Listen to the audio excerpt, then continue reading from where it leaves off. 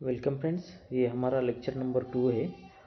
Piping design में line sizing calculation और hydraulic calculation का ये लेक्चर नंबर 2 है। अगर आपने लेक्चर नंबर 1 अटेंड नहीं किया है तो मैं नीचे उसका लिंक दे दूँगा, आप देख लीजिए।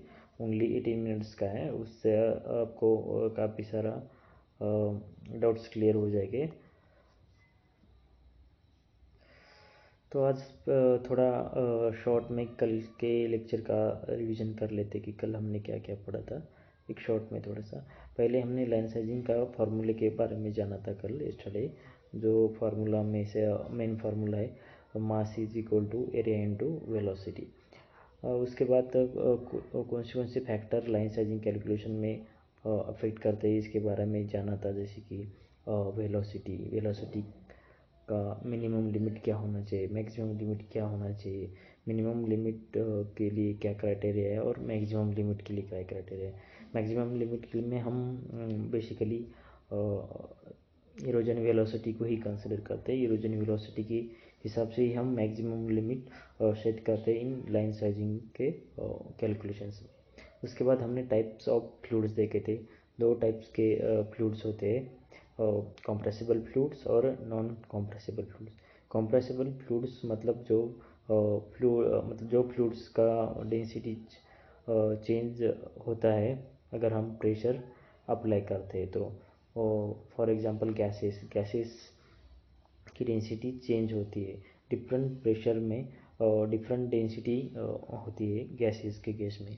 और दूसरा जो है इनकॉम्प्रेसिबल या नॉन कॉम्प्रेसिबल फ्लूइड्स, उसमें मोस्टली लिक्विड्स आते हैं जिसमें लिक्विड की density with respect to pressure change नहीं होती। मतलब हम लिक्विड में अगर प्रेशर ज़्यादा अप्लाई करते हैं तो उसके डेंसिटी में कोई इफेक्ट नहीं होता। उसके बाद हमने जाना था कि इरोजन क्या होता है। इरोजन एक प्रोसेस होती है, एक फिजिकल प्रोसेस है इरोजन, जिसमें पाइप इनसाइड से डैमेज हो जाता है। इरोजन के बहुत सारे रीजन्स रहते हैं, जैसे कि पार्टिकल कंटेंट रहेगा उस लिक्विड में कुछ तो भी इरोजन होता है। इरोजन वेलोसिटी से ज़्यादा वेलोसिटी हमने डिज़ाइन में कंसिडर करके डिज़ाइन की हो तो भी इरोजन होता है। उसके बाद और एक रीज़न है वो बबलिंग। अगर हमारे पाइप में जो लिक्विड ले रहा है उसमें कुछ बबलिंग भी हो रही होगी तो भी इरोजन होता है। उसके बाद हमने एक एग्जांपल पढ़ा था, मतलब एग्जांपल सॉल्व किया था लाइन साइजिंग के कैलकुलेशन में। तो फिर से एक बार लाइन साइजिंग का फार्मूला देख लीजिए। मास को हम मतलब Q is equal to area into velocity.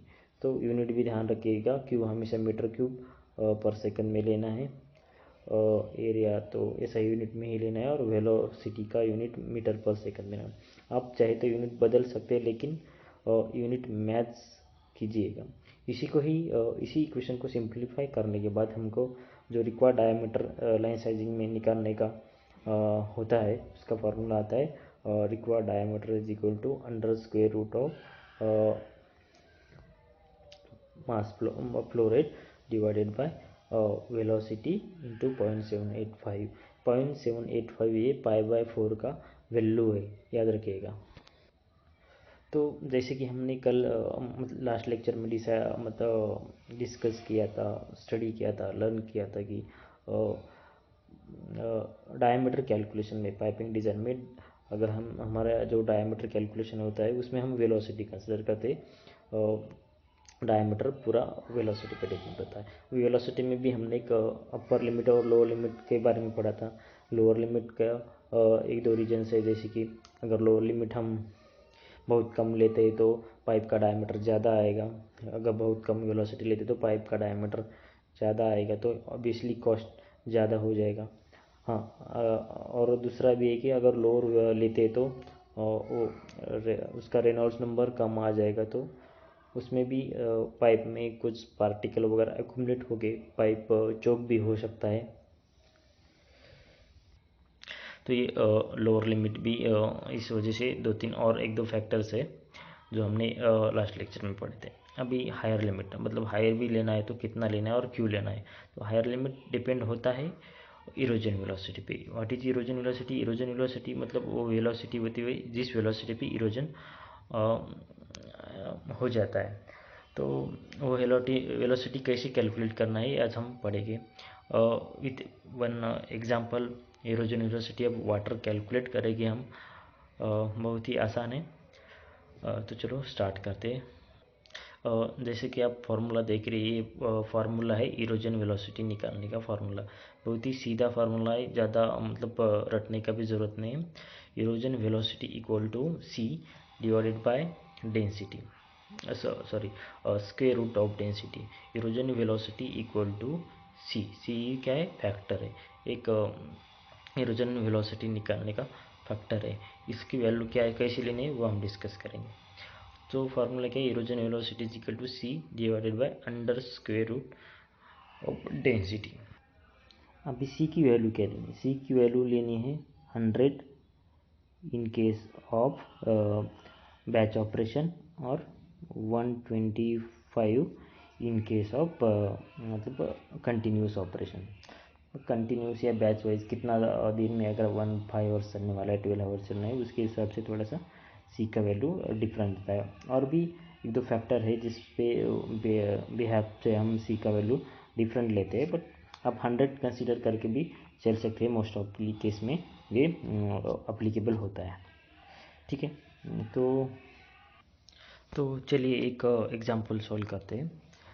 तो हम वाटर की वेलोसिटी निकालते हैं। Calculate erosion velocity for water. Water का डेंसिटी 1000, अच्छा 1 kg पर मीटर क्यूब हम कंसिडर करेंगे, मतलब होता ही है वाटर का 1000। हम लिख लेते हैं density of water is equal to 1000 kg per metre cube. चलो तो हमारा भी इरोजन वेलोसिटी का फॉर्मूला सी का वैल्यू क्या है? सी डिवाइडेड बाय डेंसिटी है। तो सी का वैल्यू है 100 डिवाइडेड बाय डेंसिटी 1000। तो अभी ये हो जाएगा 100 डिवाइडेड बाय 31.6। तो अब इसको अगर हम डिवाइड करते हैं तो हमारा फाइनल आंसर आ जाएगा erosion velocity equal to 3.1 metre per second में। तो ये हो जाएगा इरोजन वेलोसिटी हमारा। तो याद रखिए, हमने बहुत ही सीधा है, सिंपल है, इसमें कोई भी डिफ़िकल्टी नहीं है, बहुत आसानी से हम इसको कैलकुलेट कर सकते हैं। तो जैसे आप जान गए कि हम अभी मतलब दो जो हमारे मेन रीजन्स है अपर लिमिट्स के और लोअर लिमिट वेलोसिटी लगाने के। कोई भी हमको लाइन साइजिंग निकालते हो, पाइप का डायमीटर कैलकुलेशन में वेलोसिटी कंसिडर करना पड़ता है। भी डिफरेंट केसेस का वेलोसिटी लिमिट, अपर लिमिट और हायर लिमिट अलग अलग रहता है डिपेंडिंग अपॉन कंडीशन। वो हम अगले लेक्चर में पढ़ेंगे।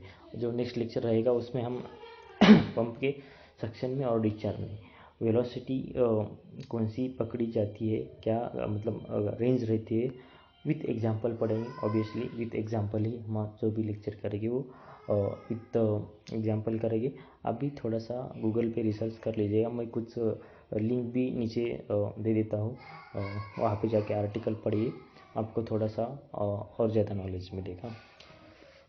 तो इस तरह से है हमारा सेकंड लेक्चर। अच्छा थीम अच्छा हुआ, मतलब अच्छी तरह से कवर हुआ है, 10 मिनट 11 मीटर के अंदर हो जाएगा। तो इसके बाद हम नेक्स्ट लेक्चर में पाइप पंप के सक्शन में और डिस्चार्ज में क्या वेलोसिटी होती है, ग्रेविटी के फ्लो में क्या वेलोसिटी होती है, क्या लिमिट होती है, विथ एग्जांपल पढ़ेंगे। उसके बाद जो अगले लेक्चर्स रहेंगे 2-3 लेक्चर्स, उसमें high pressure steam low pressure steam का वेलोसिटी कैलकुलेशन निकालेगी।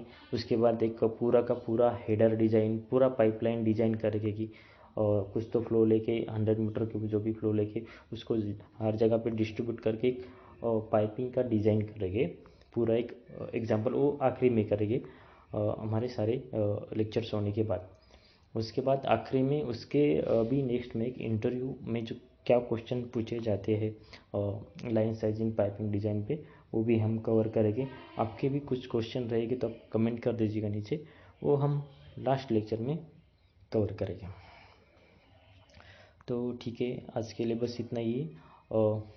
अगर आपको अच्छा लगे तो सब्सक्राइब ज़रूर कीजिएगा। Thank you.